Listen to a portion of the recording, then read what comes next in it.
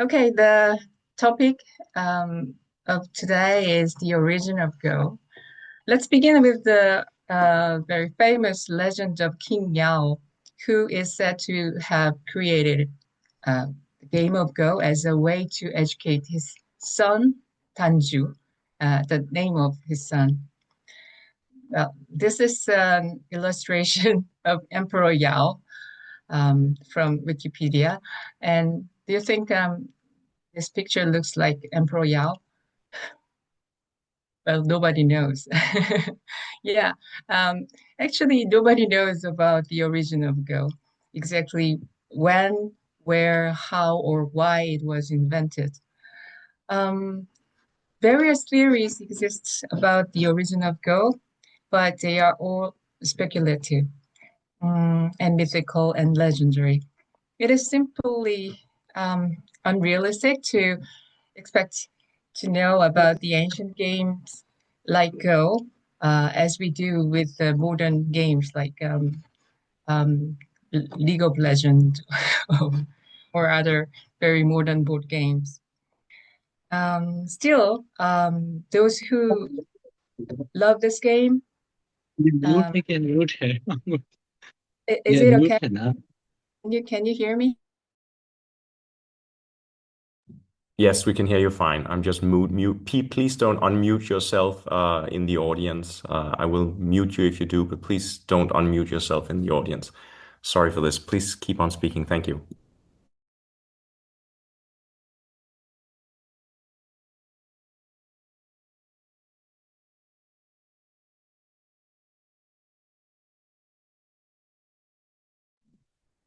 Okay, you can hear me, right? Now Yeah. we can hear you. Thank you. Yeah, okay. So mm, the origin of a game is very interesting for the people who love this game. So um, among among several stories about it, the legend of King Yao is most widely cited. As you may know, King Yao. Do you know King Yao? Who is he? No. King Yao is a legendary king who is said to rule ancient China around 4,300 years ago. He is believed to teach, um, he is believed to create Go, but also he is believed to teach people essential aspects of civilization, such as agriculture and calendar, water management, and music and dance, as well as rituals and etiquettes. So these contributions are part of what makes him uh, such a famous figure in Chinese legend.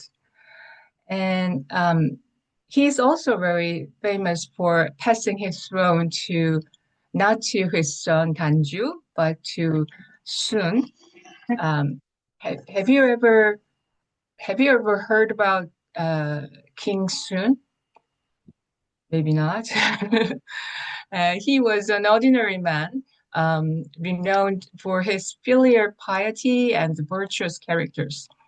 And King Yao, even gave his two daughters to Shun as wives and eventually appointed him as his successor. So uh, the meaning of this is King Yao is very admired figure in Chinese history. Um, the oldest surviving text that records the story of King Yao inventing the game of Go is the Bouzhi. This Bouzhi, written by Zhang Hua. He lived from 232 to 300 of China. And this phrase said Yao created the game of Go. And Tanju, his son, name of his son, was good at it. And this is it. And uh, the title of the Bozi literally means records of extensive knowledge about things, something like that. Um, and this kind of literature, it is called uh, here, 机乖笑说. And 机乖 means something very strange. And 笑说 is, in modern language, means noble. But 机乖 is a word which we cannot trust for 100%. So he Zhang Hua collected many strange things he heard and he read from old uh, text, something like that. And also this 小说 means novel in modern English, does not refer to uh, the fiction in the Western sense. Instead, it means um, the context in the text in this 小说 is informer things, or which is not based on the Chinese Confucian classics and often originating from street conversations or local folklore. So, so even if the this this phrase said that Yao invented Go for teaching his son Tanju, but it is not sure. Uh, uh, and also Zhang Hua, this writer, um, may have drawn this information from an earlier text, now lost document. And this thing suggests that the story of Yao inventing Go had already been circulating for centuries before Zhang Hua wrote this book. Anyway, and also the original this is third century manuscript, but the original text is not remained anymore. It is lost long ago, and the versions that include references to Go were compiled and published much later, during late Qing Dynasty or early Republic of China. So it also raises further doubts about the credibility of this text. While a myth and legend cannot be regarded as historical facts in themselves, they often reflect some truth from the past, I think. Human beings have always sought to make sense of history, um, interpreting it through their own lens. So in ancient time, people believed that divine forces actively intervene in human affairs. Um, like great figures, especially kings, were sought to embody the will of heaven, um, and natural disaster were seen as signs of a ruler's moral failings or as the consequences of humans' disobedience to divine will.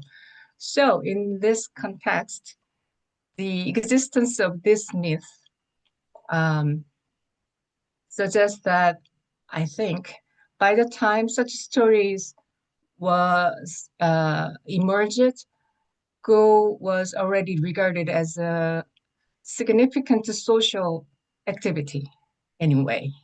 if a myth was created ago, it likely reflected the cultural importance the game had attained.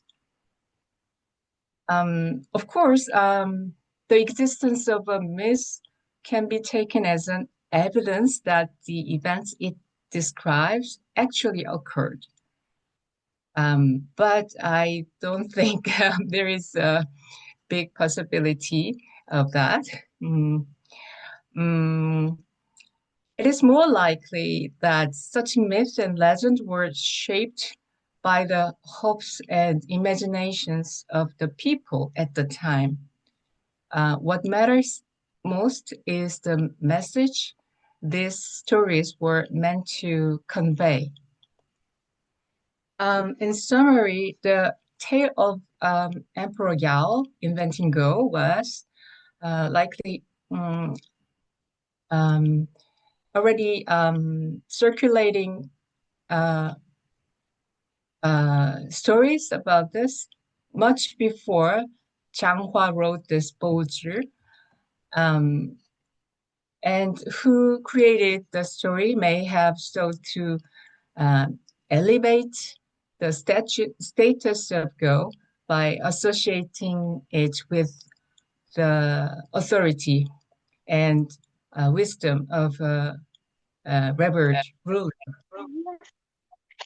And the fact that this legend has been passed down for over 2,000 years um, demonstrates that Go has maintained its esteemed place in society, continuing to be cherished by um, many generations. Mm, this is a uh, this is a character inscribed in a Chinese oracle moon from about 3,000 years ago, and it it is this photo was taken from a book of the Japanese Go historian Mizuguchi Hideo, and he thought this means uh, chi. The Chinese pronunciation is chi, and the Japanese pronunciation is ki, and Korean pronunciation is ki. But anyway, same Chinese character. But I think he was wrong about that. I think this character is more like this E. It is called E. And uh, the Japanese Mizuguchi sensei, he thought this is ki, this is a wood tree. And uh, the under is this one. Uh, but I think it looks more like E because this is the this means the upper part, and the lower part means two hands of human. So this means board, and two hands means board games. Anyway, this Chinese character used to refer to Go in China.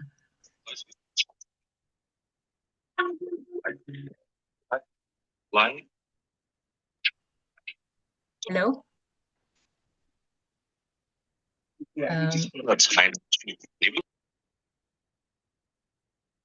This oracle bowl inscriptions is from Shang Dynasty, which is also known as Yin Dynasty of China, which ruled China from the 16th to the 11th century BCE.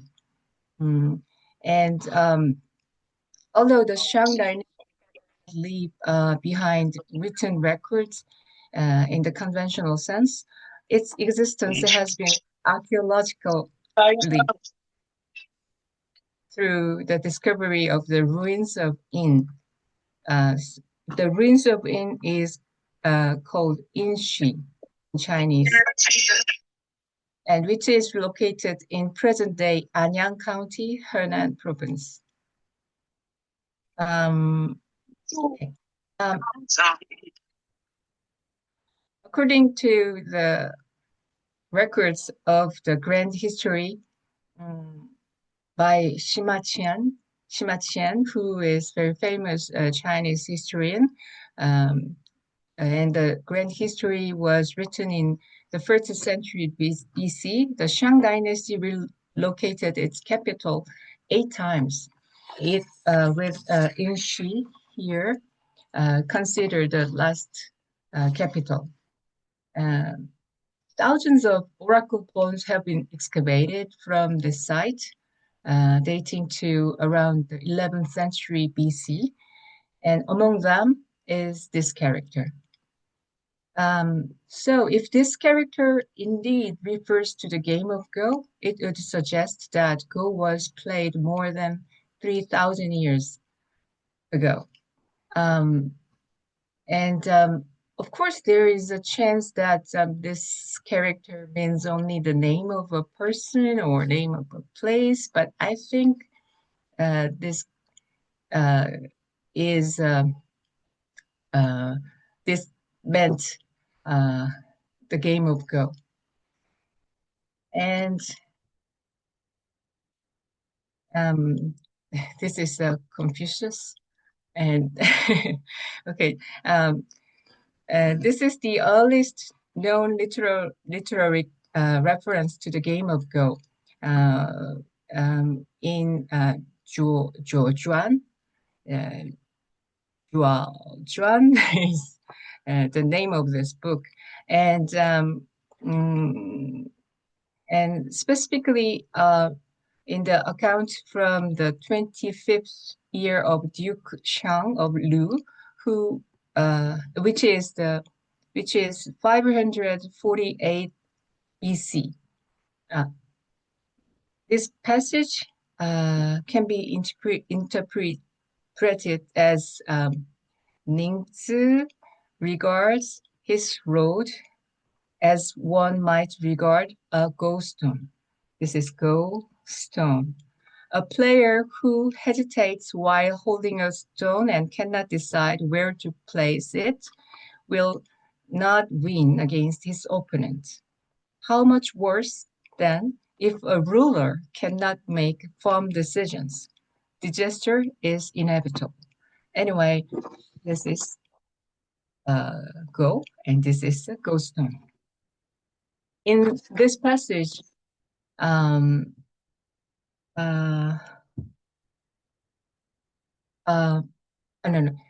okay. This character Qi in Chinese is commonly denotes Go in these days, in modern days, but in this passage it was used refer to the individual Go stone, not Go, the game of Go itself. Anyway, because of this character E was used, if this conversation indeed took place in the 25th year of Duke Xiang, it would mean that Go has a history of over 2,500 years. And the references to Go can also be found in the Confucius, teaching of Confucius, who lived from 551 to 479 BC. And this phrase is from Yang Hua chapter of the Analects, and it is interpreted as it is it acceptable to spend the entire day eating without engaging the mind? Aren't there games like Bo Yi, Even playing those games would be better than doing nothing. So people believe that this buoy can mean go itself. However, this interpretation is not universally accepted because E has long been associated with go, but this O was not. Historically, this character Bo referred to the game called Liubo, with a six and Bo. And over time, it came to be associated with gambling. Therefore, it is more likely that Bowie was a general term for various board games and also card games, including Go, rather than referring exclusively to Go itself. In other words, Confucius may not have been referring specifically to the game of Go, all the board games, I think. Go is also mentioned twice in Mencius, who lived from 327 to 289 BC. And this is one of them. And it means, although Go is a relatively minor skill and not widely practiced, it is difficult to master without full concentration. Chiu is the most skilled Go player in the entire country. That's what this text says. And here, this E here too clearly refers to the game of Go. And the other reference concerns about a person who neglects filial duties while drinking and playing OE again, as in the example from the Analects. And this term likely does not refer specifically to Go, but rather to a broader category of board games, I think. Anyway, if we interpret the references to E, this character, in the Zhuazhuan, Analects, and Mencius as referring to Go, it suggests that the game was already being enjoyed in various parts of China at least 2,500 years ago. In particular, considering the Mencius knew who the most skilled Go player in the country was, and that there were people who neglect filial duties because of their obsession with this game, it is reasonable to infer that Go has been widely played long before his time. Beyond literary records, archaeological evidence such as excavated Go board also supports the idea that Go has a history of over 2,000 years. In 1952, a stone Go board, this one, was unearthed from the tomb of a general from the Eastern Han Dynasty in Wangdu County, Hebei, China. The tomb is believed to date to around 182 AD. At the time of its discovery, this was the oldest known Go board. It drew attention not only for its age, but also for its unique features. The board had 17 lines instead of the modern standard 19, and only 5 star points. Can you see the here, here, and here, here? I cannot see here, but anyway, there are 5 star points. Rather than, actually, the modern board has 9 star points. And the star points were carved in a petal-like shape. This petal.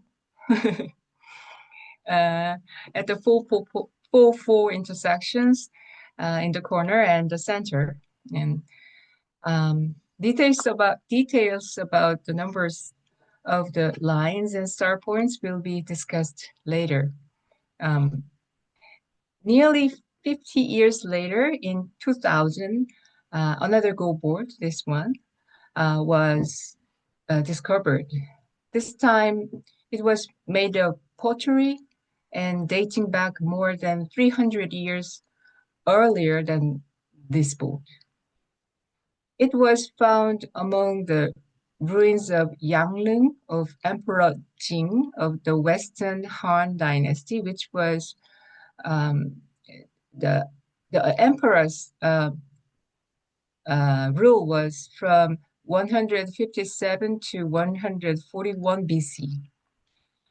Unlike this board, the one on the right was broken into fragments and had uneven lines, suggesting it was not a burial item, but rather an object used by the guards or attendants of the tomb. While its historical value may be somewhat limited due to this condition, these findings still support the idea that Go was played more than 2,000 years ago.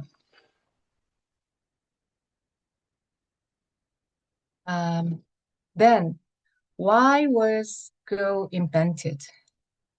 According to the legend that attributes its creation to Emperor Yao, later generations came to believe that Yao invented the game to educate his son, Danju, who was believed very dumb and foolish.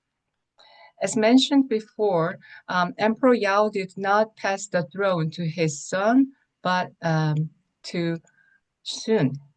Sun was praised for his virtue, but Yao's decision not to pass the throne to Danju was likely influenced by Danju's lack of wisdom.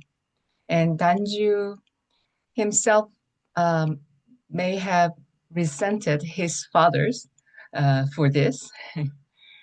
So there is even a story that Danju, in an attempt to seize the throne, allied with the Miao people and staged the coup.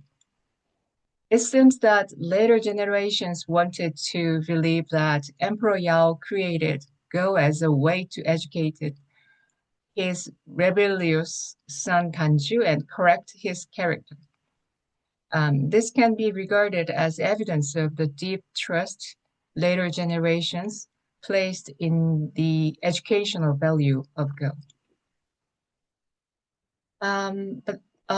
But some theories suggest that Go may have originally been a tool for divination or astronomy based on the features such as the central point on the board being called Tian Wen, which means the first in the sky,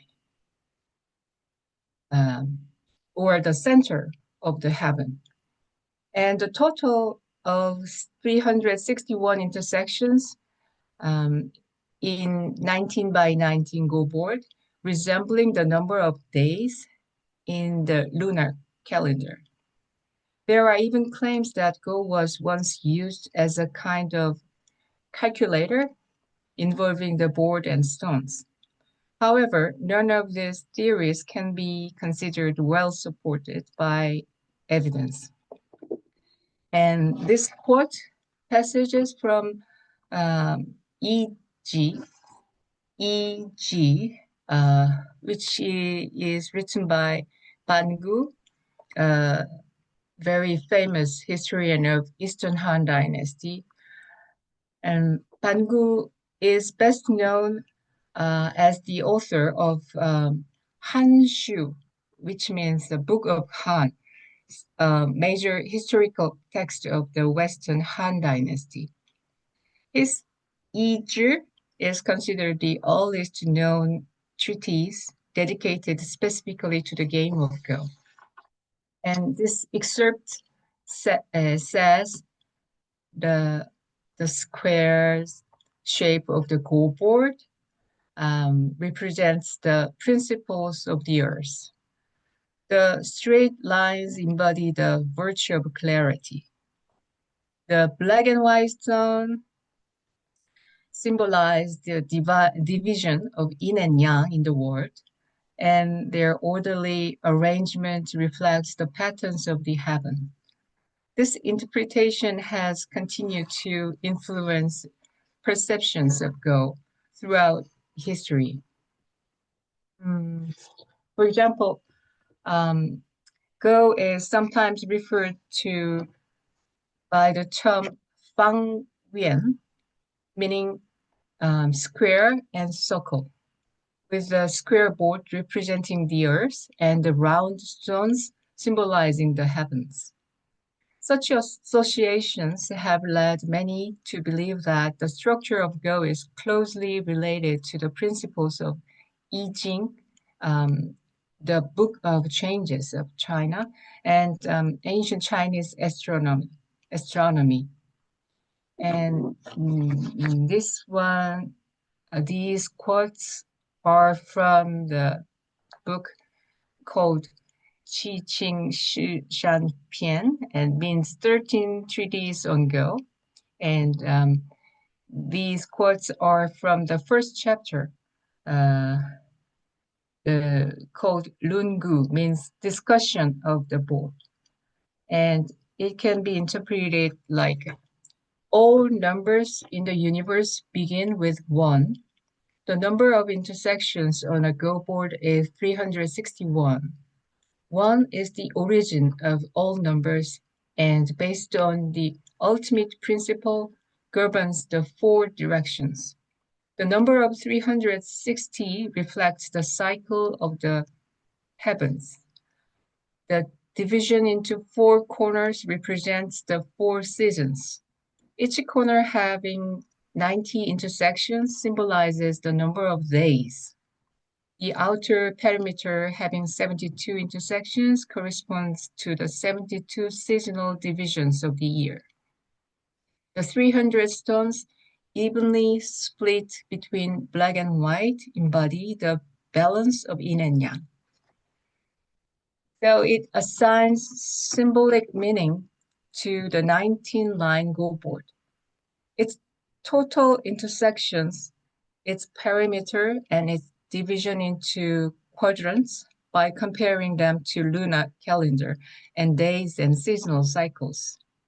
Like Bangu's Easy, the one we saw before, this passage is often cited to support the theory that Go originated from astronomical or divinatory traditions. However, such interpretations are only applicable to the 19 by 19 board. Archaeological findings and historical text about Go suggests that early boards were 17 by 17 grid, indicating these symbolic readings cannot be true. The oldest known textual reference to a 17-line Go board appears in the art classic I Ching by Han Dan-shun, who lived 132 to 220, a scholar of Wei Kingdom during the Three Kingdoms period of China. The passage states, the Go board consists of 17 vertical and horizontal lines, totally 289 intersections. There are 150 black and 150 white stones. That's what this passage says. Another one is this one. Chihyung, a writer of Western Qin dynasty, also refers to a 17-line board in his Ode to in cycled Go. Actually, Wei Qi Fu. Wei Qi means Go, the game of Go. Fu means poem. And here he writes 300 stones are distributed across the board. This implies also a board of 17 by 17 lines. And this one was from Du Guge by Liu Yikang. And it also says square board with 17 lines. And these literary references were first archaeologically confirmed in 1952, as shown before. And this stone board remains the oldest Go board ever discovered, providing solid archaeological evidence to support the historical text. And but in 2021, artifacts related to Go was reported from the Tushan Han tomb. It confirmed traces of a 17-line Go board. In tomb number 2, believed to belong either to Liu Ying, king of Chu, during the Eastern Han Dynasty, which means the 1st century AD, or to Liu Gong, the first prince of Pengcheng, which is the 2nd century AD. There was a large flat stone resembling a Go board was found, along with a silk fabric, can you see? Laid over it. And on the fabric, black ink lines forming a 17 by 17 grid, which was clearly visible if you are in the site. Additionally, 88 brass stones and 76 glass stones were discovered. The two types of stones were uniform in size and distinctly different in color, red and blue, actually, strongly indicating that they were indeed used as gold pieces. In 1975, a large number of artifacts were unearthed from the tomb of General Liu Bo in Guoli Town, Zhuocheng City, China. And Liu Bao was a military commander of the Western Jin Dynasty, which means 265 to 316 AD, and he was buried in the year of 301. Among the items discovered were gold stones and a gold container, this one. The excavated stones were significantly smaller than modern gold stones, measuring approximately 6 to 8 millimeter in diameter and about 1.45 millimeter in thickness, which is really, really small. The black and white stones were unprocessed natural stones, as you can see. Although only 129 white stones and 103 black stones remain today, records indicate that a total of 289 stones were originally found. The evidence suggesting the use of a 17-line Go board. And the stones were stored in a modestly crafted ceramic container, which had no lid.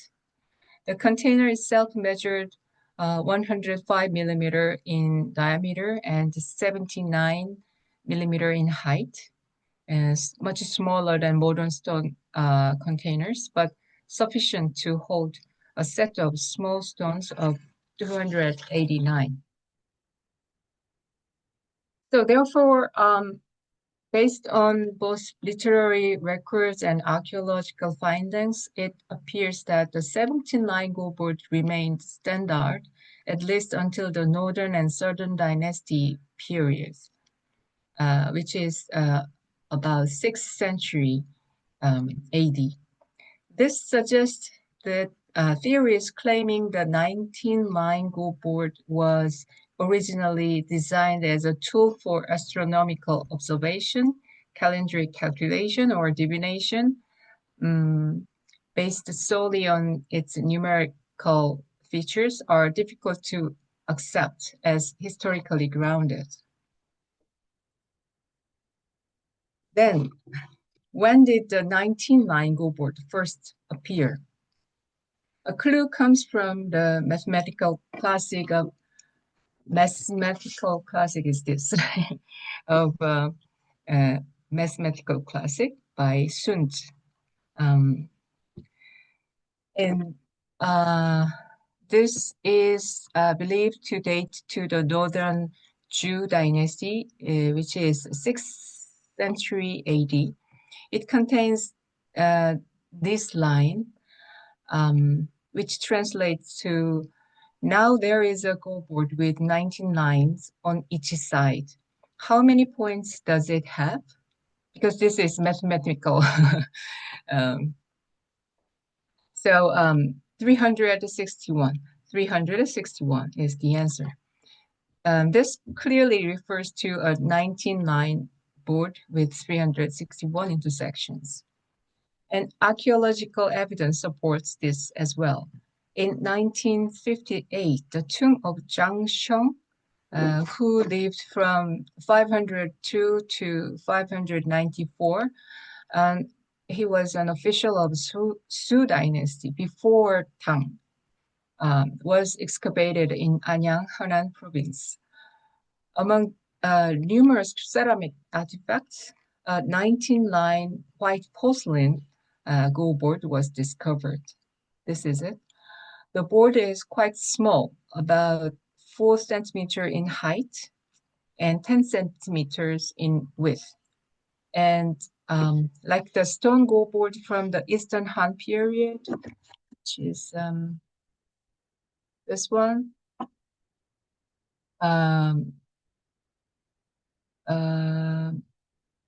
there is no margin actually. So you have to count this margin as the first line from here to the end of here. So it's 19. And the one here from here to here is 17.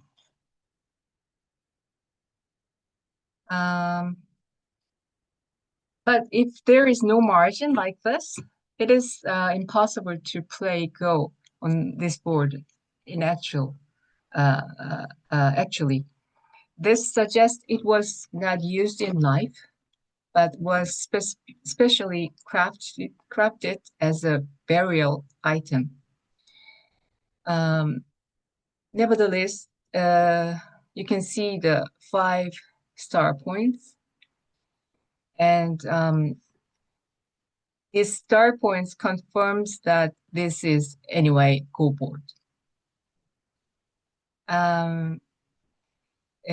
Until now, this is the earliest known archaeological example of 19-line go-boards. In other words, at some point during the 6th century, the standard go-board appears to have shifted from 17 lines to 19. Interestingly, no evidence of 17-line go-board has ever been found in Japan, and in Korea. Actually, there was a discovery of ghost stones from a 5th century Shilla era tomb in 2020, and it indirectly suggests the possibility of the existence of a 17-line board in Korea. In contrast, 17-line Go boards are still found today in the Tibetan region.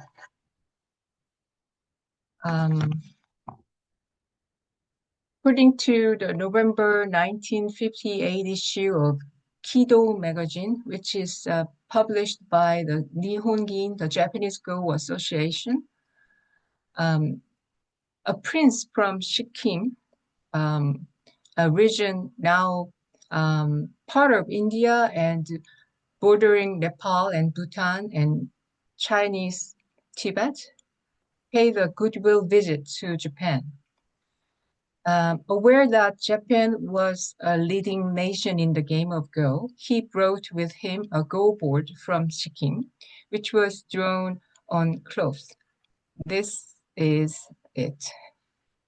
To the surprise of the Japanese hosts, the board featured a 17 by 17 grid with 13 star points. Can you see the 13 star point? There are, yes, 13. For the Japanese who believed the 17-line Go board has long vanished into history, this was astonishing. The prince explained that he had learned Go from his relative, the Dalai Lama, his relative, and although rare, the 17-line board was still used in parts of the Tibetan region today. Supporting this, in 2005, the Tibetan Autonomous Region of Yunnan Province in China hosted the first Shangri-La Board Game Sports and Cultural Festival, where professional Go player of China, Lui Naiwei and Zhang Zhuzhu, were invited to demonstrate Tibetan-style Go. In 1999, a physical 17-line Go board was also discovered in the region, as shown in this photo. Locally, the game is called Migmang, and aside from differences in rules such as pre-placement, I will explain later, and life and death judgment, the game is played using rules similar to modern Go. However, based solely on the Sikkim prince's anecdote and the archaeological finds, it remains unclear when Go was first introduced to the Tibetan region, or why the 17-line board continues to be used instead of the 19-line standard. One can only speculate that Go may have spread to the western frontier regions during the time when the 17-line board was still in use in the central China. And after that, after the shift to the 19-line board in the heartland, there was little further exchange through Go with those areas.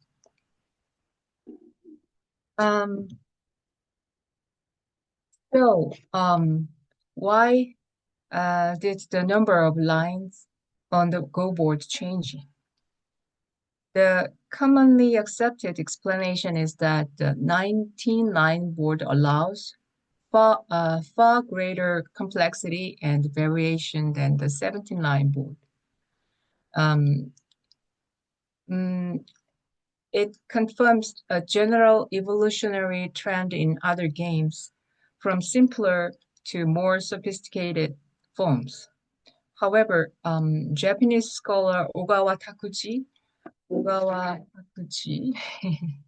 offered a unique perspective. This is a summary of his paper published in 1933 in the journal Shina Studies, Jinagaku. It is like this.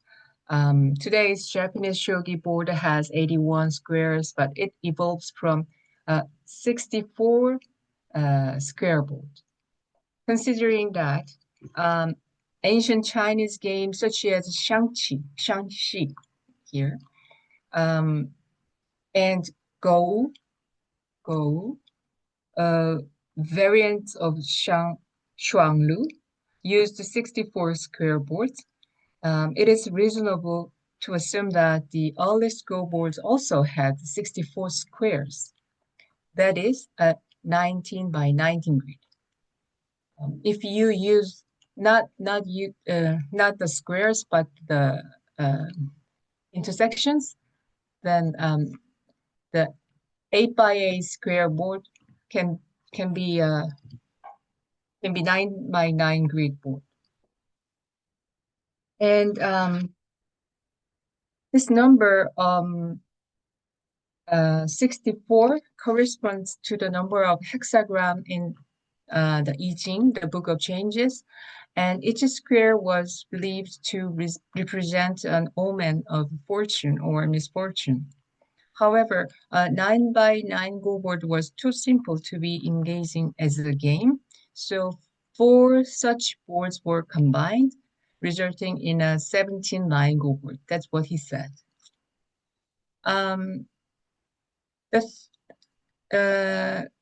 This theory that original go board had 9 lines grid remains speculative. Still, the idea is not entirely implausible, given that the number 64 matches the hexagram of the I Ching and the modern chessboards share this configuration. Building on Ogawa's theory, Tanioka Ichiro, who is another Japanese scholar, proposed another idea. If 4 9-line go boards were overlaid with their overlapping section offset, the result would be a 19-line go board. Finally, although it's less important than the number of lines, I'd like to briefly mention the differences in the number of star points that appeared in the development of Go across different countries. As mentioned earlier, in China, the board expanded from 17 to 19 lines, but the number of star points remained fixed at 5, located at the 4 intersections and the center. In contrast, Tibetan Go feature 13 star points, 12 placed along the third line, you've already seen it, and 1 in the center. On the Korean Peninsula, no 17-line boards have been discovered. The surviving boards date from the late Goryeo and Joseon periods. They are all 19-line boards with 17 star points, 6 arranged along the first line like this, and 1 in the center. In Japan, only boards from the Heian period onward remain, and as is well known, they have 9 star points. What is noteworthy is that in China, Tibet, and Korea, star points were used for what is called pre-placement. I mentioned it before.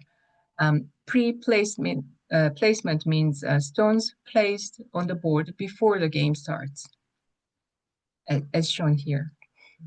In Japan, however, at least by the late 16th century, the 9 star points were used exclusively for handicap games, and regular game began with an empty board. The difference in the number of star points and the method of pre-placement created significant variations in the opening stage of the game, and it is generally regarded that the Japanese system led to the development of standard corner sequence. We call it corner pattern or joseki in Japanese, and opening strategy, which is called fuseki in Japanese. The fact that the style play now used in all countries follows the Japanese system, reflects not only Japan's role in the leading modernization of East Asia, but also the greater suitability of the system for innovation and technical advancement. The unresolved mystery is when and why Japan decided to change the number of star points and to restrict their use solely to the handicap games. Both China and Korea adhered to their own pre-placement system until the first half of the 20th century. From the late 19th century onward, they became aware of the differences with the Japanese system and even wrote about that. But no earlier text mentions such distinctions. Just as with the origins of Go itself, the origins of the Japanese style of Go, who devised it, when, and for what reason, remain a mystery to this day.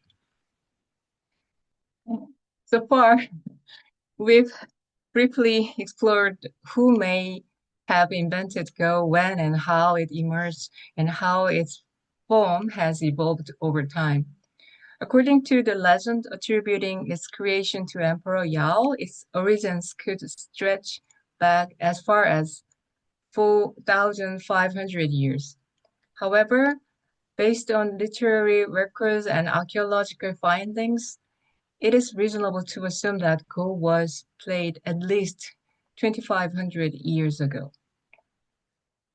Although not covered in this lecture, it is likely that the 17-line Go board was introduced to the Korean peninsula around the time the three kingdoms of Korea were forming. And a few centuries later, it may have been transmitted to Japan via Baekje, one of the three kingdoms. Still, nothing is certain. Since the 2000, Go-related artifacts have continued to be unearthed in both China and Korea, albeit gradually. We can only hope that more definite evidence will come to light in the near future. Thank you for staying with me through this incomplete lecture.